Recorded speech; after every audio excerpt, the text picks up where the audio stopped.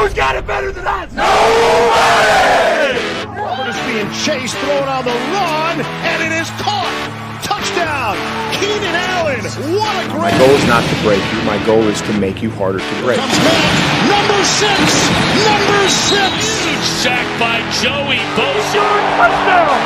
90-yard touchdown! Off at the 8-yard line by Derwin James. Sets his feet, takes a shot downfield, has Knighton. Caught! Touchdown! Chargers! Grab your lunch boxes and go attack this day with an enthusiasm unknown to mankind.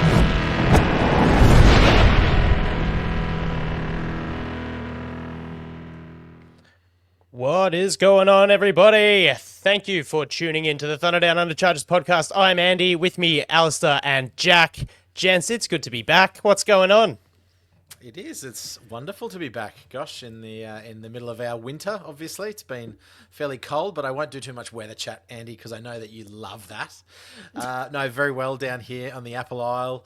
All going well. Just enjoying my midterm break at the moment, or mid-year break from school. Al, how are you going? I'm about to go on holiday with the fam tomorrow for a few days up to a northern state where there's some lovely weather, Andy. We'll be soaking in sun and enjoying the beaches. But hey, it's good to be chatting again. I know some of our listeners, the TDU crew, are saying, come on, guys, produce more episodes. But I think the three of us feel that there's really fuck all to talk about at this time of the season. We could have done 4 weeks of speculative uniform chat, talking about a bit of this, bit of that, but we've taken a bit of time. The three of us all have children under the age of 2 years old, so it's been good to spend time with our families. But now, boys, we've got opponent series, we've got training camp, we've got the preseason. I'm excited. Signposted by the fact that we're back to our regular recording time, middle of the week, and it is bloody fun to... Just had me light turned off, which is wonderful. It's bloody wonderful. Don't know what's going on there. It's wonderful that paves the way towards training camp. As you said, Al, we love the opponent series, and we can't wait to get stuck into some football, guys. We've got the Hall of Fame game coming up at the end of this month. It's all happening. It's right at the doorstep. Speaking of training camp, what's been going on in Chargers land, Al? Well, you spoke of uniforms. Oh, what a beautiful colour of canary yellow those alternate strips were. I feel like it's a bit of a weird tone to the Chargers off season at the moment. At least maybe I'm feeling that way, because the tone of the yellow or just in the aura. Very good, boom boom. Maybe both. Maybe a bit of both. Because the news around the Chargers the last few weeks, what have they been? It's been a fireworks incident to Najee Harris, maybe hurting an eye, a bit of consternation about a certain White House visit and a certain coach, and then some news about some players on IR today. Of course, Elijah Molden, who I think we expected may be on, the PUP list, the physically unable to perform list. Starts the training camp. Elijah Molden, fine. He's recovering from an injury. Mike Williams, with an undisclosed injury, I think is a bit of a bummer. And, of course, Jack, Trey Harris is presently holding out with other second-round picks who want their contract fully guaranteed because Houston Texans set a precedent with Jayden Higgins, and the others are saying, well, I'm not going to play if you're not going to pay me. So I'm feeling a bit weird about this time of training camp. How about you? How about you, my friend? Very similar. I don't think I'm feeling weird. I just don't think there's been anything of note, and I know people might come at me for saying that because the uniform drop was such a huge occasion. Personally, I'm not a huge fan of the canary yellow. That's just me. And I did say in a private chat that it's kind of a bit disturbing when it's a canary, because I think of a canary down a coal mine, and they're the first ones to die if there's anything wrong. So I'm hoping that we don't have some sort of curse when we play in the canary yellows. I think the dark blue, and throwing it back to the 1970s, and some of the other merchandise that has come out looks absolutely insane. I've got to get my hands on some of those old school jackets. I thought you were going to talk about cards. Get me some navy blue auction cards. No. That's a hobby that slowly just is on the burner. I'll go to a card show one day and make $25,000, and you'll be like, "Oh, Right. not a bad, You'll have the not a last bad laugh. investment." I will, but yeah, nothing of note really. Other than the Najee Harris was a bit worrying. The first thing that you think about is the JPP injury, how he blows off essentially half his hand and he has to play with 3 fingers for the rest of his career. But clearly nothing too untoward, something in the eye, something around that. But the White House visit, as you said, I think politically at the moment there's a lot of stuff going on in the world. So I think kind of that's a hot news story for 24 hours and then kind of dissipates a bit. But I don't want to get into the politics of any of that. That's not what our show's about. But other than that, yeah, kind of I'm just looking forward to training camp starting. Let's actually talk about some stuff. Yeah. I think, look, the fireworks thing, it's just crazy for a professional sports player to put themselves in such a risky environment. I know celebrate 4th of July and all that, and it's heritage for Americans, right? But and as far as, look, you said you don't want to talk about politics. That's exactly how it should be separated, politics and sport, and not really judge the coach based on what his political views are.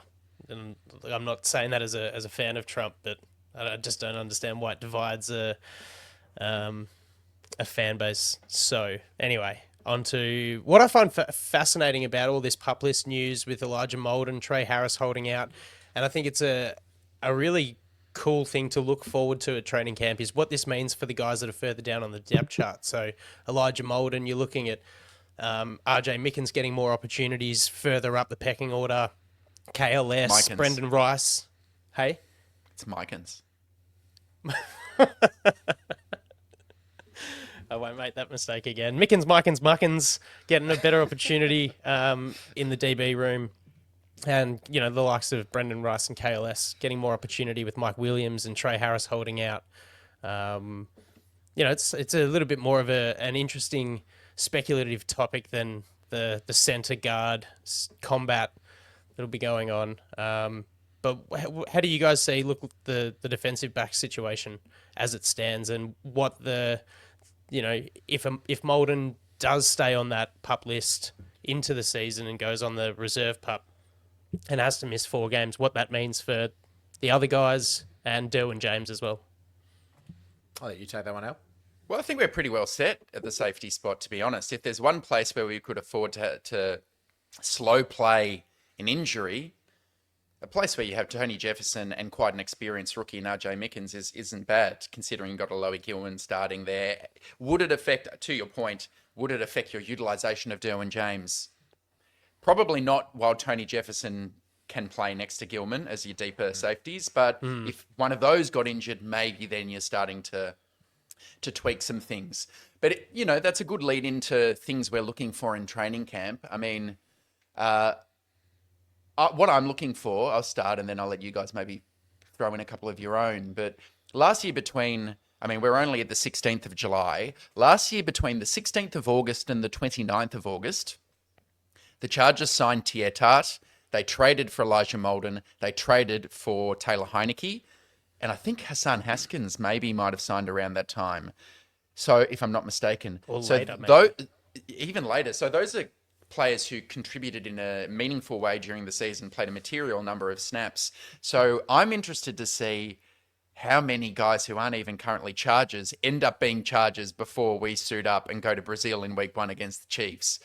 I'll put you on the spot before you bring up your own point, Jack. But if you had to give an over-under how many players we signed this year around, what are you thinking? Guys, we're not even thinking about right now. On that, they must be sitting there after OTAs mini camps and going, okay, we've seen these guys in action now. Where do we need to bolster? And I think that's what Ortiz and Harbaugh have been doing, and that's what they will be doing throughout this process. They've obviously got a really good look at them.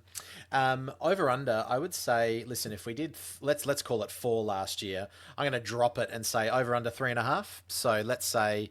Let's say 3.5. I reckon we'd be at least expecting 3 players outside of who we have now. And as training camp starts to churn a little bit as well, if there's injuries, and fingers crossed there's not, of course, we always look to at different places, and I'm sure there's going to be some roster cuts because of salary cap issues and things like that.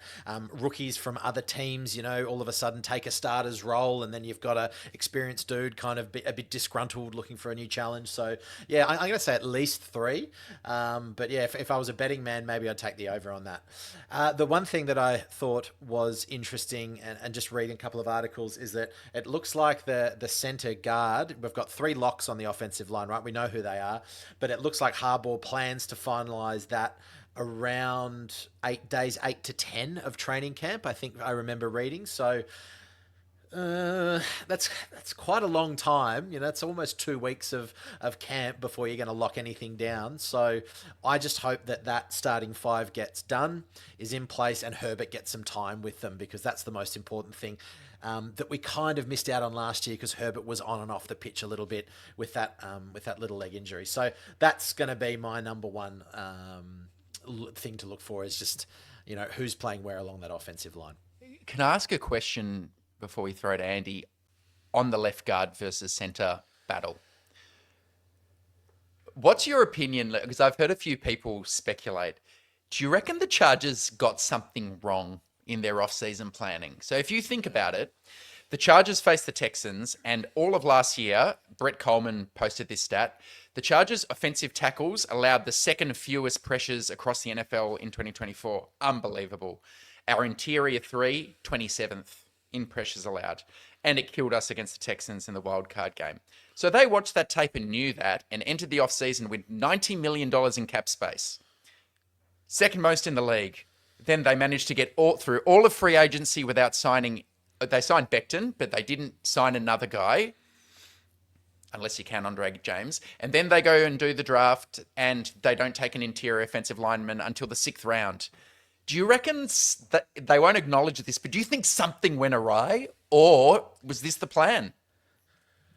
Oh, well, that's so speculative. I cannot believe that there is not some plan in place that they had after the Texans game. I'd like to think that they're very reflective, especially Ortiz, the way that we've seen him wheel and deal. Everything about him says that he's a reflective guy. They've bolstered, again, did we want to reach in the draft for someone who might not actually fit our scheme? I don't know. Or we're so confident that we've got this Zion Johnson who perhaps showed in spurts that he could play. But I don't know, is it Justin Herbert going, hey guys, I wasn't good enough last year. I didn't call the protections. It wasn't necessarily all on you, even though it looked like Bozeman was all over the shop, even though it looked like Pipkins was all over the shop. After having watched Quarterback the second season, which I really enjoyed, the amount of pre-snap reads that those guys are doing and they talk about, and how important that is to understanding, especially those run plays. Jared Goff is incredibly verbose, and the way that he articulates his communication with, who's their center? Is it Ragnow? I think Frank Ragnow. In the way that he's looking at, where the linebackers are, where the safeties are, who's got what protection, and I think that has a lot to do with the success of the run game as well. So, listen. Did they miss a trick? Would we have all liked to see someone? Of course we would. Dare I say that one of those 3 players that we might sign could be an experienced interior offensive lineman? Who knows? But I just can't believe that Harbaugh goes in without a plan because he wants to run the ball. Obviously what he saw last year wasn't good enough. They must be happy with what they've got. I think Becton's going to make a huge difference. Don't get me wrong. That's not really an answer. I apologize, but I can't believe that they've mucked something up this badly. You have a go. You have a go, Andy. What do you think? No, I think it's a really hard question to answer, because you can have a bunch of plans at different tiers: free agency, draft, post, undrafted free agents, and what have you. And if you're desperate to make one thing happen, then you can miss out on a lot of other good opportunities. So it's that opportunity cost. They did do some stuff, James to a lesser extent than Becton, of course, as Jack said, but I don't think they ignored it or stuffed it up or anything like that. They've got athleticism and IQ in Zion Johnson, Becton to that as well, and we'll just see if Bradley Bozeman's going to be the guy at either center or left guard. maybe they'll find out early that Zion's capable at centre and then go, hey, I don't know, like you said, some veteran guard who's still always sitting on the couch. We'll call him up and get him over. Will Hernandez. Yeah, there are still exactly. a couple guys. So yeah, I think there were plans at the earlier levels, and I still think that there's plans that the guys have. Alistair, I have a question for you. Minter has come out and said that the defensive line has more capable guys than last year. How does that make you feel? Fuzzy. I don't disagree. Come and sit on my couch. I don't disagree with him. I think what you'll find is I think the depth is better of the entire group, but what we'll see and find out is whether someone can play the snap volume at the level that Poona played, which was unexpected last year. Because a lot of the guys who are currently replacing him played 300 or 400 fewer snaps than Poona did last year. So are we going to go with an extraordinarily heavy rotation of 6 guys who are playing 12 to 18 snaps? Or do we need that Poona? Do we need to find this year's Poona who's able to play that higher volume of 700 plus snaps for the season? If we do, that's not a guy who, like on our roster, that we've seen do that yet. But I get why they'd be excited, because they got guys who are heavier, and they obviously like Jamari Caldwell in the draft. They've clearly seen stuff with Naquan Jones and Hand. And then you've got your boy Bees, who's put on weight, and Tart, who was really good last year. So, yeah, I will allow it. I agree with what he said on that one. Cool. Yeah. Anything else, boys, we're looking forward to for the training camp? Just how you feeling about wide receiver, Andy? Maybe that I'll throw that one to you, because right now Mike Williams hurt, and there's another hurt. Harris wide is receiver. holding. Trey Harris holding out. Sorry, Jalen Johnson's another guy on the pup list, but he's a little bit further down the pecking order. Does that worry you at all? That chemistry of the passing offense? Well, yeah, you'd like to have Harris and Mike Williams as two of the guys that are here through training camp to build that chemistry with Herbert. McConkey and Johnston had that, last year and a couple of years before that for QJ. So I'm not really concerned. It's more I get it.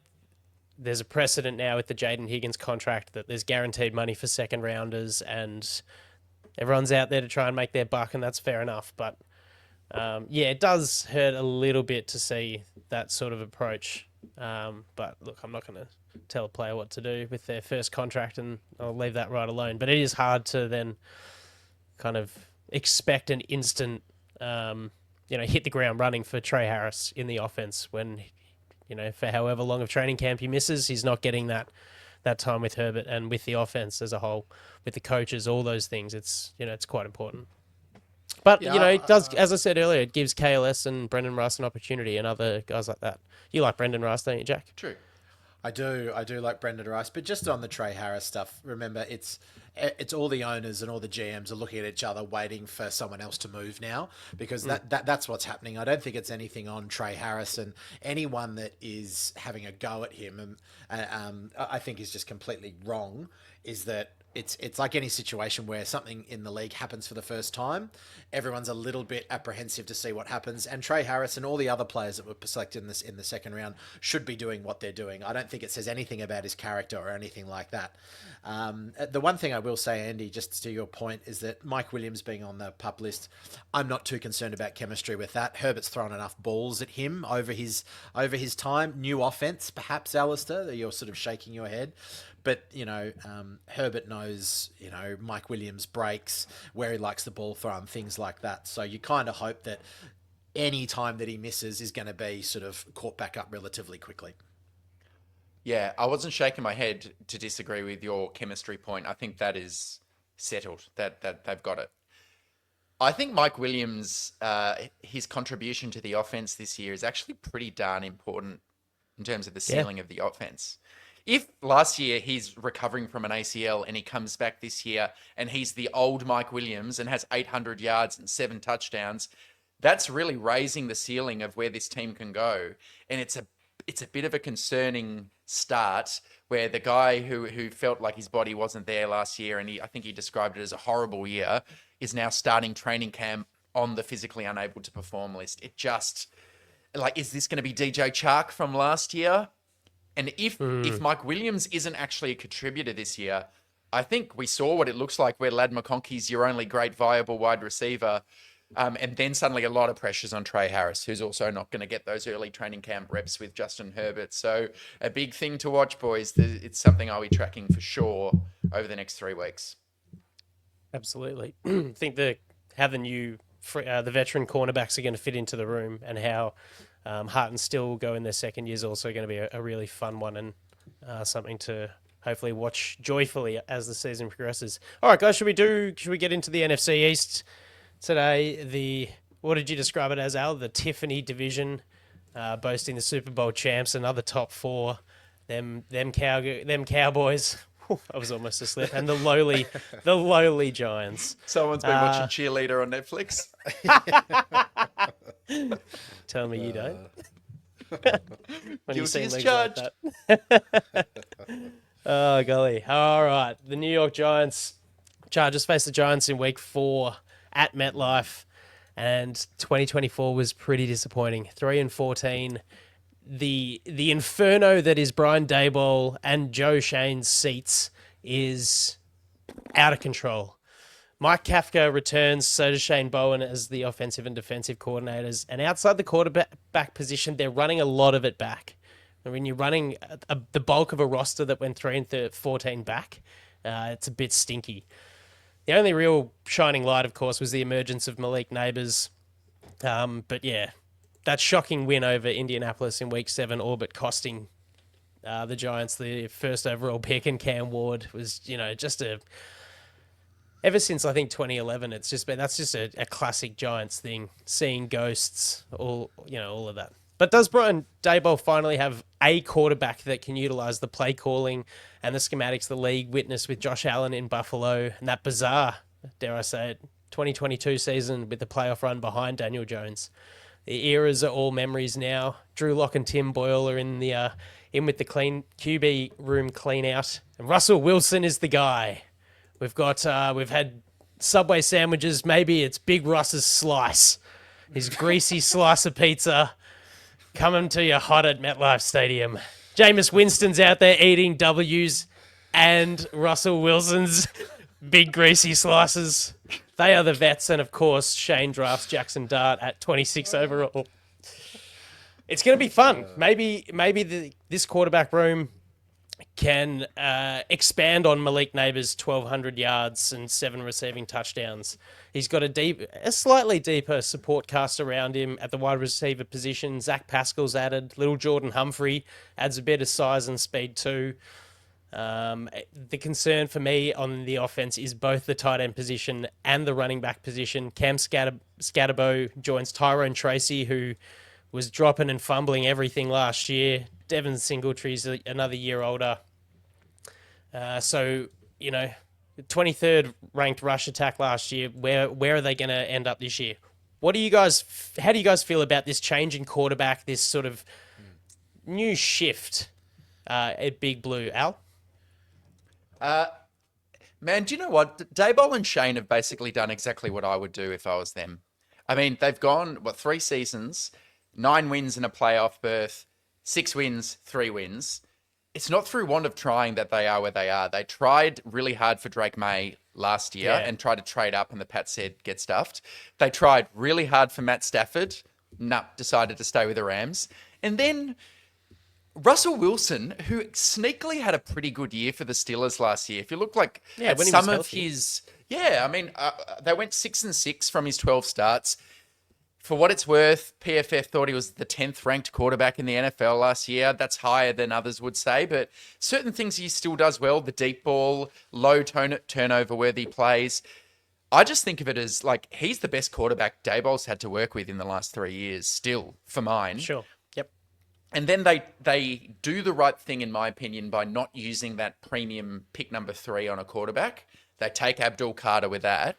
And then they trade up to take a flyer on Jackson Dart, who That's a flat man's dart, Andy. A guy who has enough moxie for one, and athleticism and talent and the right attitude that I think it's worth trying to groom. So, like, Jack, do you think this team is on the right track? They've still got work to do. The cap situation isn't great, but do you think this is the year where Dable saves his job with Russell Wilson and Jackson Dart, or are we going to see a shitty year again, coach gets fired, and a new regime next year? No, I believe they are heading towards an exit, all of the coaching staff and the management staff. Because funnily enough, even though they finished last in the NFC East, they have the hardest schedule in the NFL this year as well. It's so bad. Number one. So I don't know how that's happened. But the one thing is Russell Wilson, yes, might be the best quarterback that Daboll has worked with. But Russell Wilson is also Russell Wilson. He's not a young quarterback. He's not a guy that's looking to learn. He's your guy that knows what's best, is going to throw the big ball and wants to extend plays. And I can tell you what, their offensive line is an absolute mess. They were 28th in pass blocking this year. I don't see them being any better, maybe marginally. They didn't make any changes. 25th. Well, Andrew Thomas missed a little bit of football last year. He comes back. He comes back, and you've got Evan Neal has moved inside to guard as well. But the issue is that I think that they're defensively, other than I think which is going to be the number one defensive line in football, is full of Carter, Thibodeau, Lawrence, and Burns. I think that they're trying to relive. They're just trying to get as much pressure on the opposition quarterback as possible to create plays. Outside of that, I do worry what's going on the back end as well. So if their pressure doesn't get home, I think they're going to get torched. If they're getting torched, Russell Wilson will want to throw the ball deep, and it's going to be turnover central. So I think this is, I reckon we're seeing Jackson Dart by week 3. That's when he's going to come out. He's going to be early because Daboll's just throwing whatever he's got on his head, because it's not hair, into the ring to try and keep his job. But Andy, on that point, Jack's kind of skirted over. They might have the number one defensive line in the league, but do you think that is enough to kind of, give him a couple of viable quarterbacks and the number one defensive line in the league? When you think about the Giants when they've been great, when we started watching the sport and they're winning Super Bowls, I think of Justin Tuck, Jason Pierre-Paul, Ozzie Umenyiora, that they built that line, and Jack left out Darius Alexander, a second-round pick, who I didn't love, but it's still like pass rush. Maybe it's going to get them more wins than we're predicting. Yeah, I actually don't think their secondary... Well, I think their secondary got better. Adding Paulson Adebo and Javon Holland are good pieces. Yeah. Helped Tyler Nubin develop in his second year.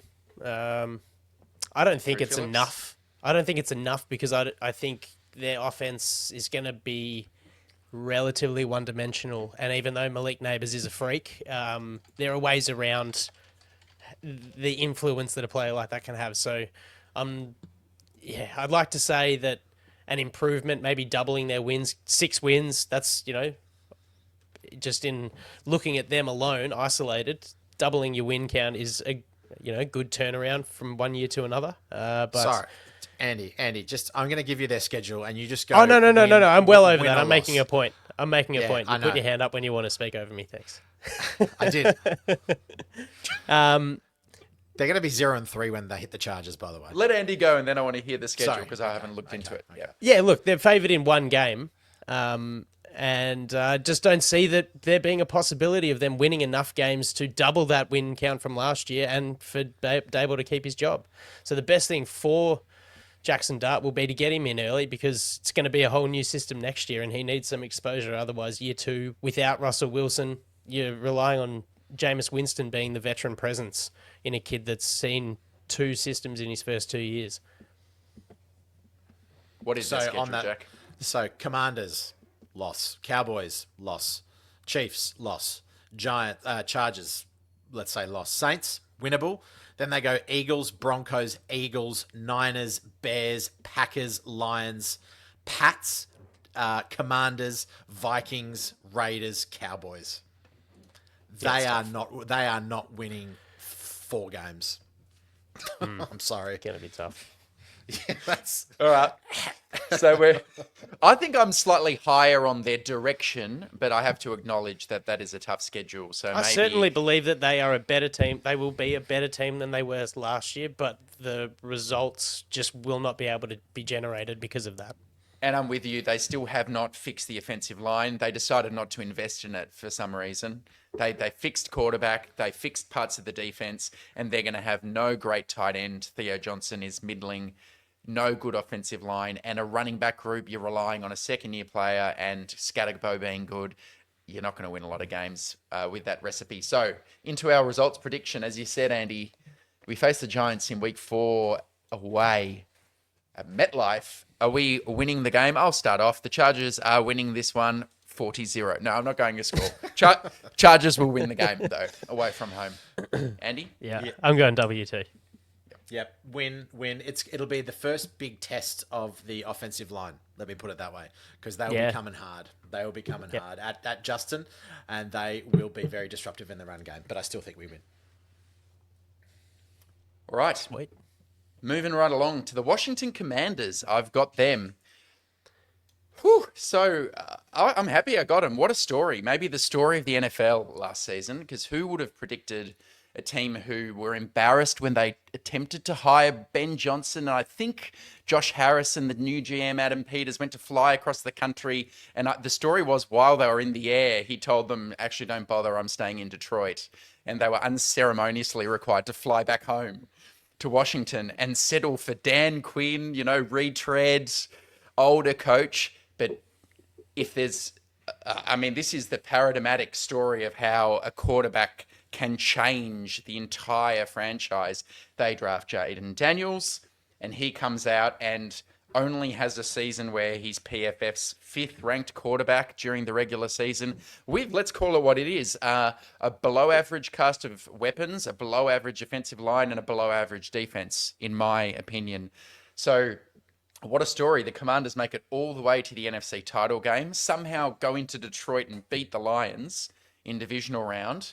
And they go from being probably the most deeply depressing thing happening in Washington, D.C. to now the least depressing thing happening in Washington, D.C. They've got a lot to be proud about. And they're a team Chargers fans feel weird about because they've got Austin Eckler, who fans are divided.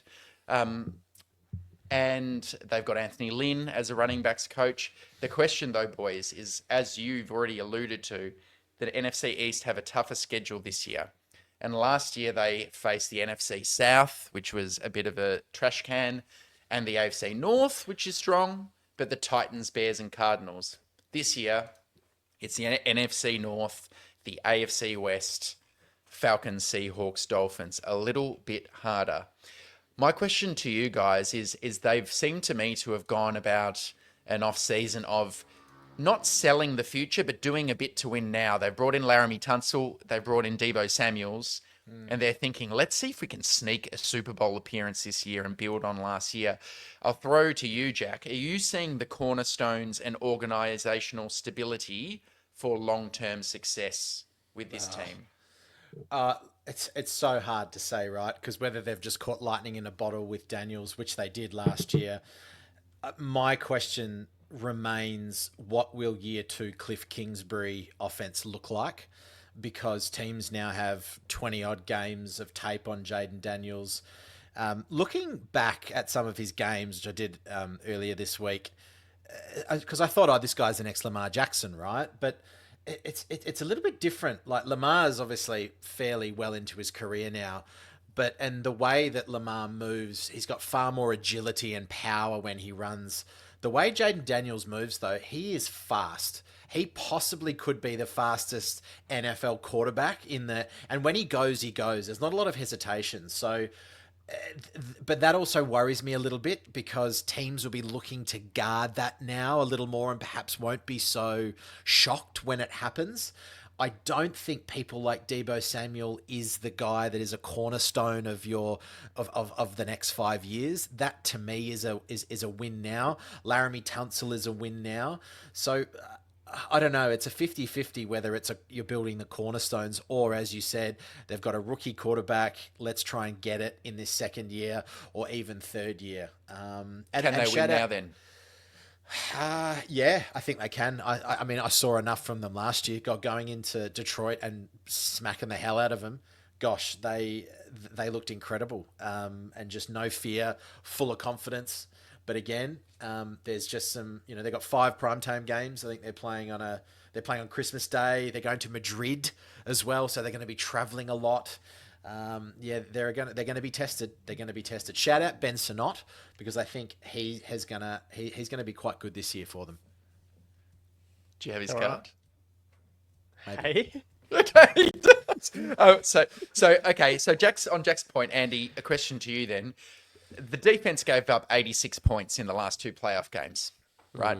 So that's why they ultimately lost. You're relying too much on this freak, Jayden Daniels and Kliff Kingsbury, where I'll say Jayden Daniels had 25 more scrambles than anybody in the NFL last year. He had 75 and the next was 50. So to Jack's point, bloke's fast, a lot of RPO, a lot of play action RPO with Kliff Kingsbury. Offense is great.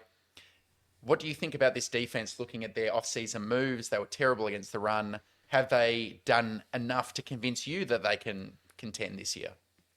They've added some age and experience and some depth defensively through free agency. Trey Amos is a nice piece at cornerback, but I almost think that cornerback's one of their strongest spots with Marshawn Lattimore and Jonathan Jones.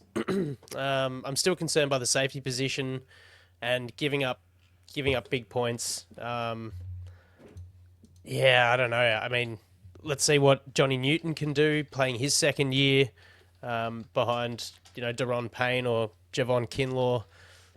I don't know. I would have liked to have seen them do more in the draft defensively, but they only had 5 picks, right? So there's sort of only so much they could have achieved, and they added 2 defensive pieces. You can't patch every hole in one off season. So hopefully they can keep the scramble numbers down, even though it is electric and effective for Jayden Daniels. Keep him protected well, drafting Josh Connolly. Good move. If they can, I think to go back to what Jack was saying about a harder schedule, this is a team that I think benefited from having an easier schedule, adjusting together, and now moving into year 2, really have that opportunity to be able to stand up to the challenge of a tougher schedule and still find themselves, in that wild card spot. Dare I say, anything drastic happening to Philly, taking out the division, I think it's very possible. And I'll also say that whilst I'll be critical of Kliff Kingsbury, I'm only being that way because he was the head coach at Arizona. Dare I say that he doesn't have to worry about being a head coach anymore. And we saw that second year slump, and third year he really struggled in Arizona, Kingsbury. Maybe he's just a guru in that scheme, and he will open it up. Jayden Daniels will have more command over things, and we see different looks from them, which can only be positive. But I thought Jayden Daniels was fantastic. Maybe that's the difference between having a quarterback that plays VR football and Call of Duty, Harry Potter, Quidditch Wars, or whatever the hell Kyler Murray sits there playing. That's a big difference. Is that what you play, host? I don't have the time. I guess it's the difference of a quarterback that actually reads his, playbooks and things, or actually does his video games are him playing football at a faster speed. Like, that's some of the wildest gear you'll hear. That's very cool. This is another team that didn't do anything to fix their offensive line, I should just add. So that's going to be a recurring theme, TDU crew. When I see a team who's bolstered their offensive line, I usually feel good about it. When I see a team who run back a unit who were kind of bottom 12 of the NFL, I feel like you're getting attracted to the nice, shiny Telescoian stuff. And maybe they'll do some very quick screens to Deebo Samuel. Okay, he adds that kind of short A-dot, a bit of yak, but... yeah, I don't know. I think they will make the playoffs, as you said, Andy, but I don't think they're going to be a team who really achieves the same amount that they did last year. All right, results. The Chargers face these guys at home at SoFi in week 5. Why don't you start us off, Jack, on who wins this one? I'm going to say this is a dub. I'm going to say this is a dub in Southern California, and I'll say that Herbert has a big game for this one. I think he'll be out for gunning. I think after 4 weeks of running the rock, we're going to be throwing the pill. Yeah. Al, what do you reckon? I'm torn. I initially put it down as a win, but I don't want to do a spoiler alert, but I decided to change my mind and just call it a loss. I just decided to call it a loss. Jayden Daniels went to high school in California. He will be amped, and I think he is special enough, and maybe our defensive backs and defense will struggle with a mobile quarterback enough that they just find a way to win this game in week 5. Yeah. I'm going to go loss 2, I think. Erring on the side of caution, just with what they have. The offense is a little explosive. They've got Robinson, Eckler, Scary Terry. It's a lot. Well, will they have Scary Terry? They've got this contract stalemate going on at the minute. Yeah. T. Higgins revisited, but geez, that's a really tough one. What a game! What a good game that would be. Week 5. That would be fun. That's fun. All right, we're moving on to Philly. Just give me a second. I'm getting a call from my mate. His name's Charlie. Oh, he's calling me from Philly. Okay. Hold on. I'll just get him on. Hey, yo, yous guys. This game going to be straight up John. The Bolts are coming to the link, trying to play cute with their run game and all, but let me tell you, this ain't no sunny LA day at the beach. This Philly in this December. And we got Wooda ice in our veins, pal. Harbaugh think he's going to come here with Omarion. I ain't seen a hole since college Hampton and run all over the Eagles. Come on, bull. We got young dogs like Jihad Campbell and Nolan Smith who are going to hit you so hard your hoagie falls out your mouth. And Saquon, don't ever get me started. Bull's out here running like he's trying to catch the Broad Street line leaving City Hall. Now look, I ain't going to sleep on Herbert. Dude's got a cannon, sure. But you try throwing against our corners with a crowd screaming, "Yo, jabroni, go back to SoCal," while your line gets chewed up by Smith and Carter. McConkey? Yeah, cute little name. Sounds like something you order with your soft pretzels. But one hit from Sidney Brown and he's going to be wishing he stayed down the shore. And if any of them wideouts drop a pass, forget about it. We're going to boo them so loud. They go be back in Qualcomm Stadium or whatever that sad John was called. Eagles by 20 with ease. All right, there we go. Thanks, Charlie from Boston, who just called up. Anyway. That might have a little bit of foreshadowing to what I think will happen in this game. So obviously we have to play the Super Bowl champs, and they are returning almost all of their core that as they enter 2025. 14-3 last season. Jalen Hurts, led a stacked offense, 7th in scoring, 6th in APA, top 10 in both pass and run blocking.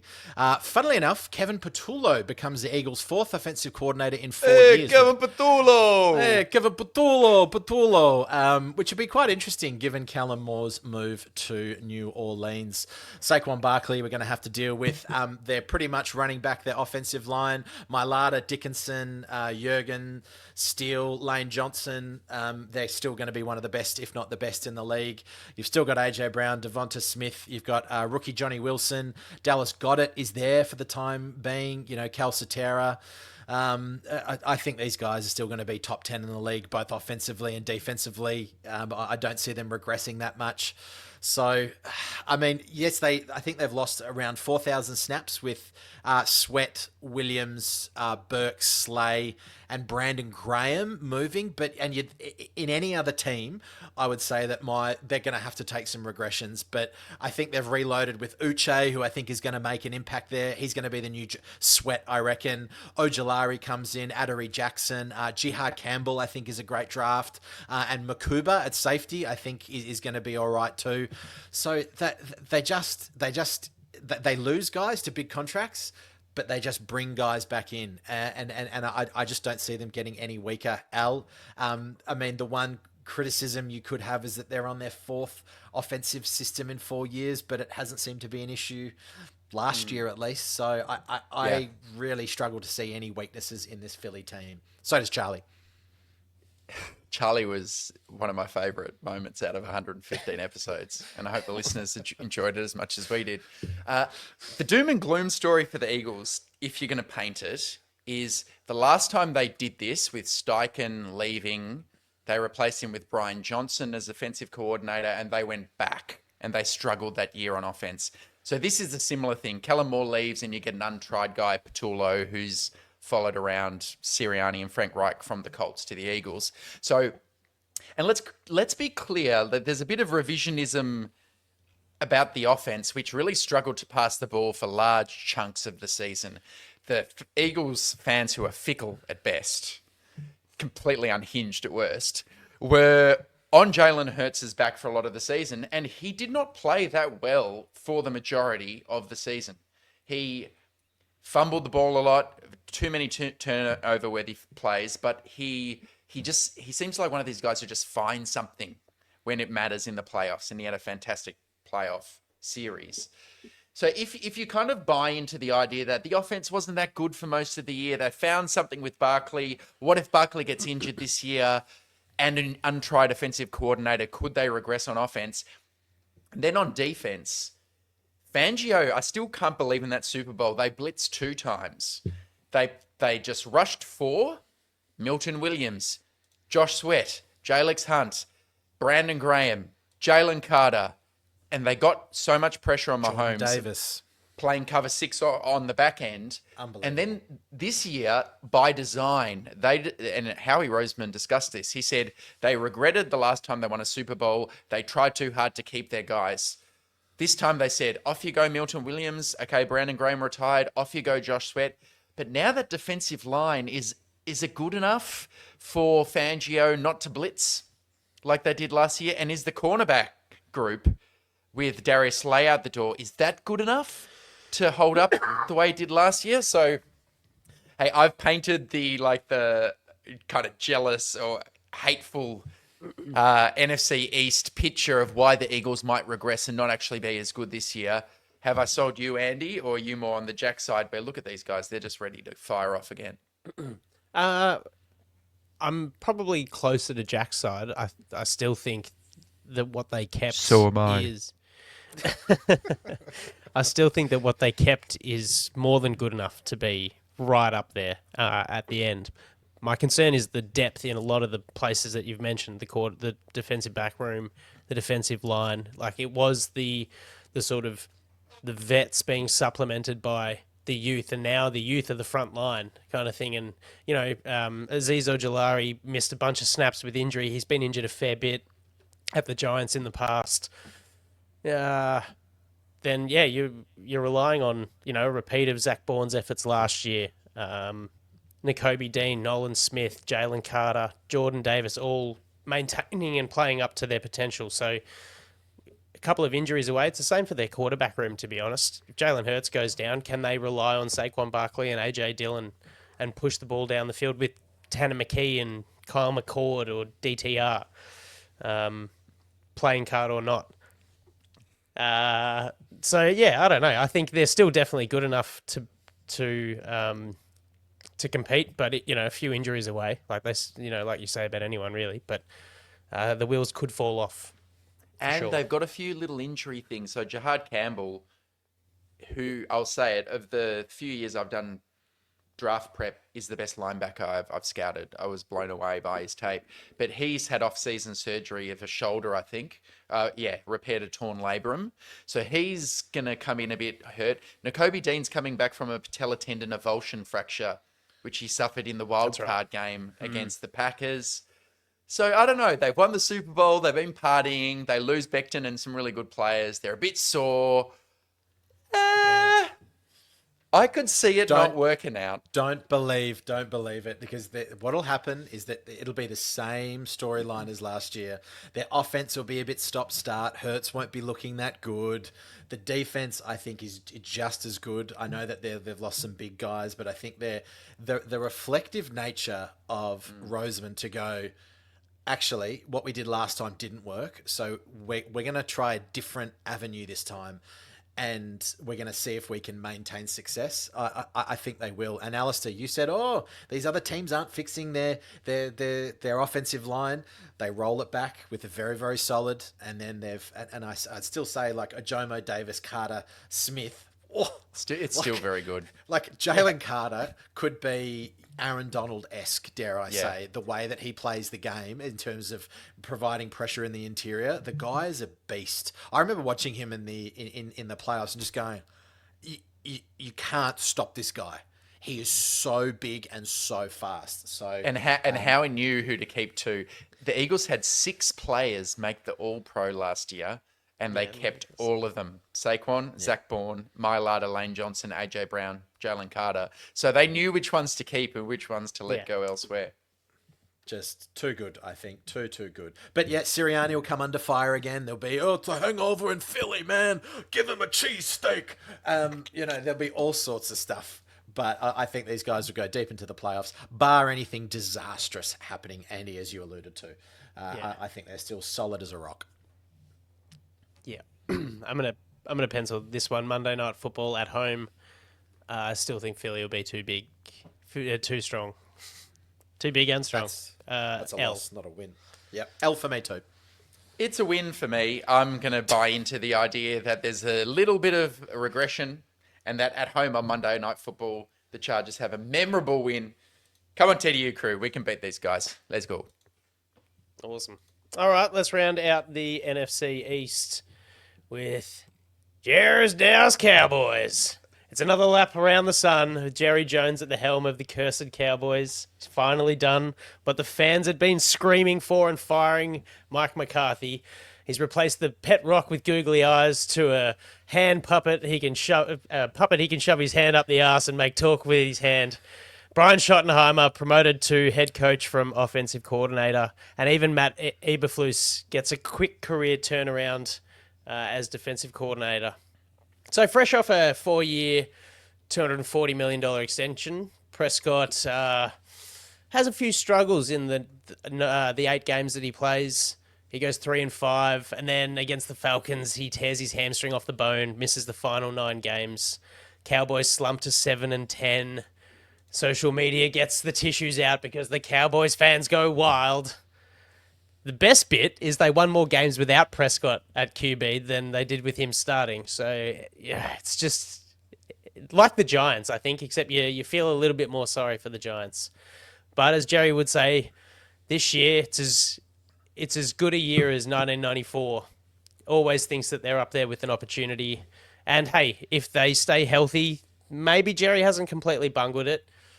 Drafted Tyler Booker. That's the 3rd first-rounder on the front starting 5. Big shoes to fill upon the retirement of Zach Martin, of course. Overhauled completely the running back position. Drafted Texas back Jayden Blue. Added Miles Sanders and Javonte Williams in free agency. Flipped up the backup quarterback situation. Colt hero Cooper Rush is gone. Trey Lance finds himself at the Chargers. And Joe Milton is added. And, he left his hair in Dallas. Easy. Know your audience. But the big one is the George Pickens trade, right? Adding another weapon opposite CD Lamb, George Pickens, and a 2027 6th for a 3rd and a 5th in the 26 and 27 years.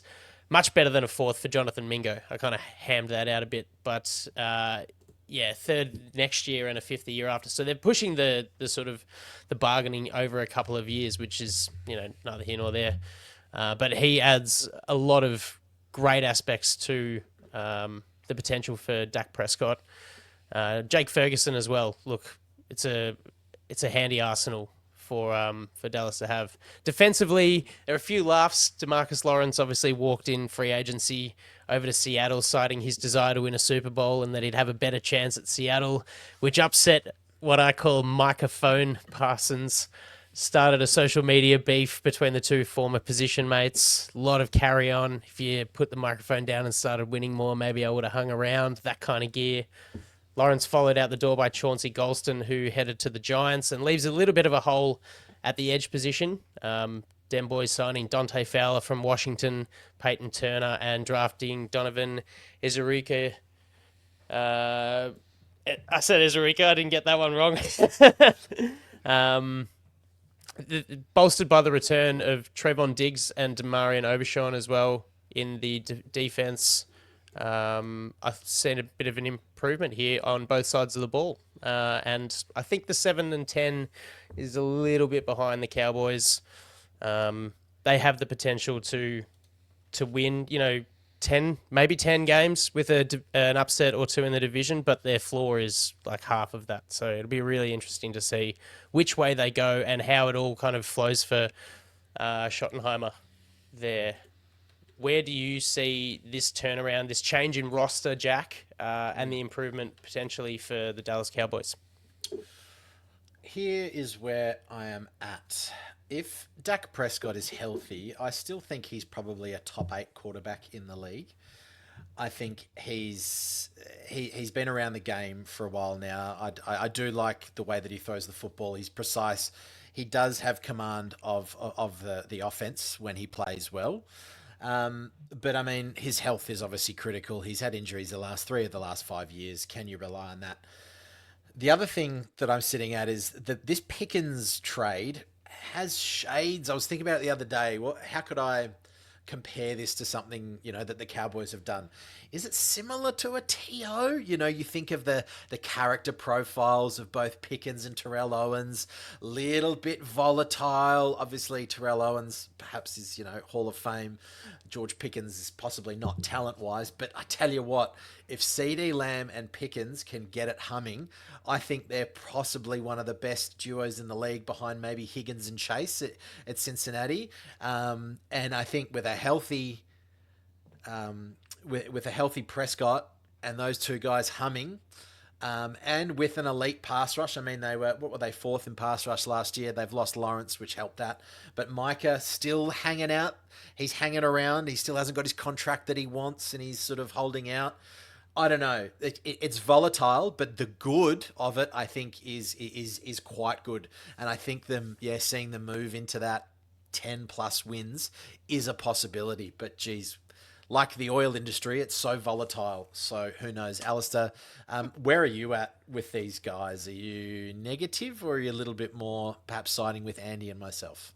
We need more opinions on this show, but I think it's a product of the NFC East where you can see the vision, but you can also see that it's just these weights hanging on the franchise. And the weight is Jerry Jones for the Dallas Cowboys. There is this absurd, nepotistic, old school approach to what they're doing, right? Matt Eberflus, he was a linebackers coach with the Cowboys from 2011 to 2017.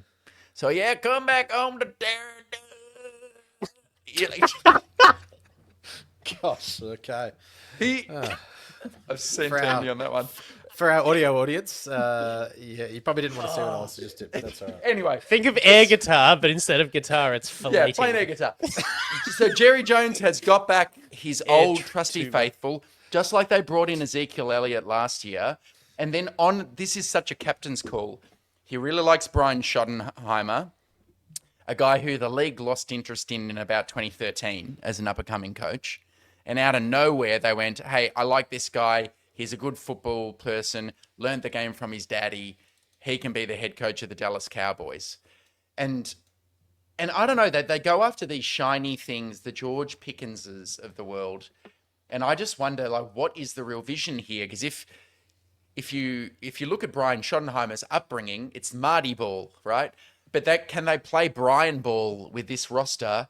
Not really. Javonte Williams has really struggled with injuries. Miles Sanders is a smaller, lighter back.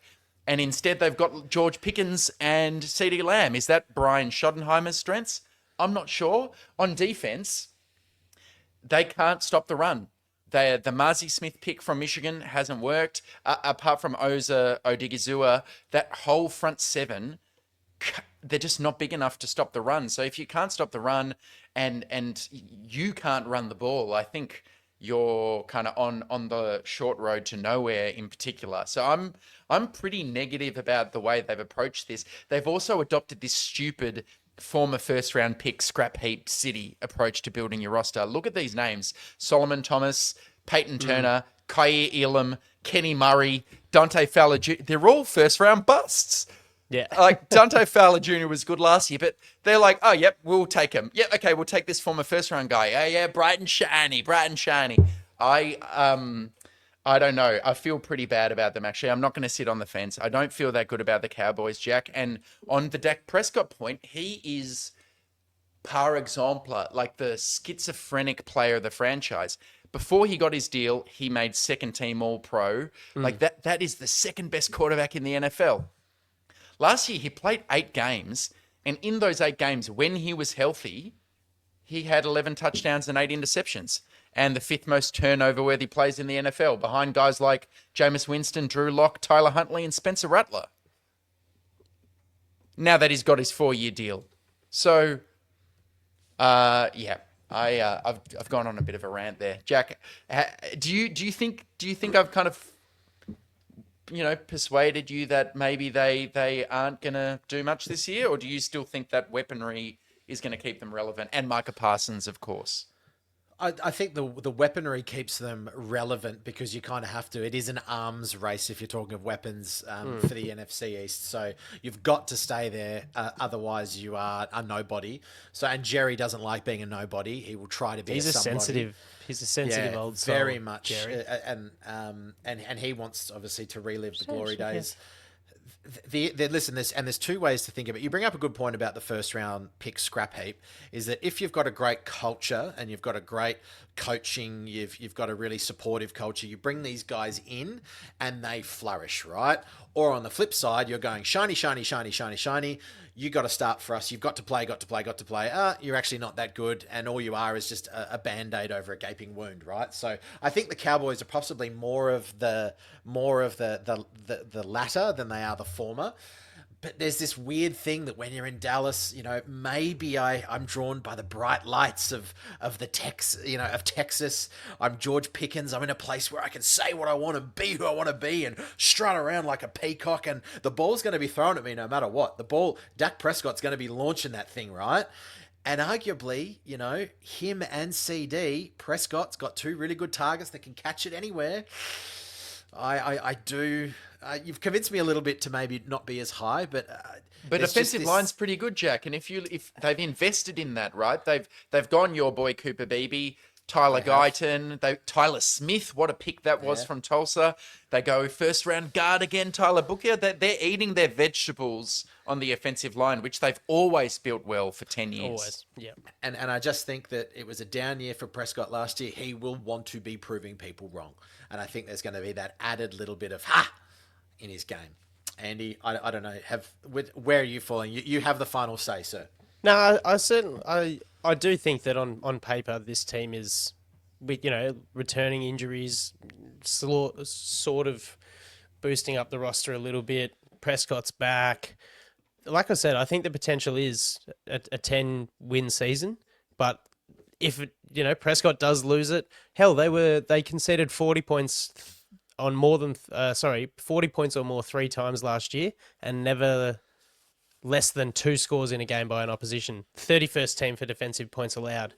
They need to do more than just be a pass rush defense. So, it's all well and good if the offense hums, but if, they're having 28 to 38 points scored against them, chances are they're gonna lose more than they win at those close ones. So I think the potential's there. I'm not 100% sold. Sitting on the fence. There you go. right on the spike. Enjoy sitting there. Yeah, I'm gonna by week 16. I think we're at Dallas. Week 16, back-to-back away games. We're at Kansas City and then at Dallas, or vice versa. I think by then the wheels will have probably well and truly fallen off at Dallas, and I'm going to take the W here. Don't forget to bring your sunglasses to Jerry World. Designed it intentionally so no one can fucking see what's going on. I will say this, and the week here makes a big difference, is that we're going to know what's going on. I think we come in here and we run the rock very hard at a depleted defensive line for the Cowboys, and we're going to pick Prescott off twice, and it's a win. It's a win for the Chargers. Totally agree. So it's a sweep from the three of us. We're going to beat the Dallas Cowboys. And I think that means we each have us going 3-1 against the NFC East. No, I think I've gone 2-2. Losing to Washington Yeah, I've gone and Philly. 2-2. Oh, sorry, you both went losing to Washington and Philly. Okay, and I have them getting up on the Eagles. Yep. Maybe ambitious. Okay, good show. Can't boys. agree on, Good show. can't agree Hold on on. anything. Am I 3? No, I said win for the Commanders, so I am 3-1. Yes, Cool. I'm 3-1. Hold him to it, listeners. Jack Yeah, loves a hold bit me of to just it. change it up. Oh, yeah, I got 12 right last year. No. No, you did not. Good. It's good to be back with the opponent series. Thanks for tuning in, guys.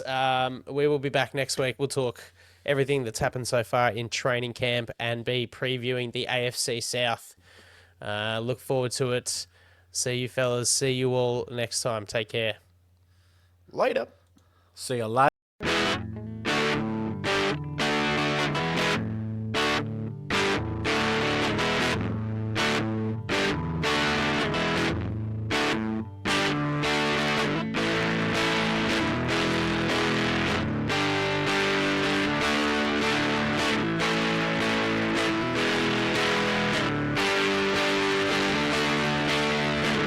Back pedals looking, firing. He's got Floyd turning. Got it! 6 10, 5, high step, touchdown! San Diego! Good night! Good night to all!